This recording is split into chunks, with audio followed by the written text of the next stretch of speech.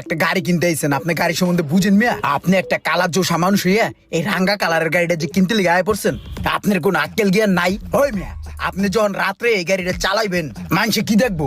দেখবো যে একটা টি শার্টে এই গাড়িটা চালাই যাইতেছে। মানুষ ভয় পাবো না মিয়া?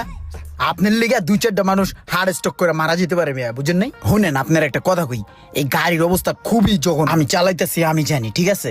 আপনি লইবেন একটা হলুদ কালারের গাড়ি, যেটার মধ্যে আপনার বইলে প্রিন্সের বাচ্চার মতন লাগবে, বুঝেন নাই বা?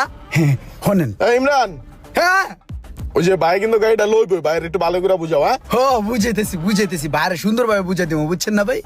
আপনার যেই সমস্ত কথা কইছি এগুলা জানি হ্যার কানে না যায়, বুঝছেন? আপনার ভালো চাই ভাই, ভালো চাই। ধন্যবাদ ভাই, আপনি আমার যে উপকার করছেন বড় ভাইয়ের মতন উপকারটা করছেন ভাই। এই বিষয়টা আপনার আর আমার ভিতরে থাকবে, আর কেউ জানবো না ভাই। গাড়ি আমি দেখছি ভাই, আমার পছন্দ হয়েছে, আমি চিন্তা ভাবনা করে আমি আপনার জানা মনে ভাই। ঠিক আছে, সমস্যা নেই। আচ্ছা তাও তাহলে। ঠিক আছে ভাই, জান তাহলে।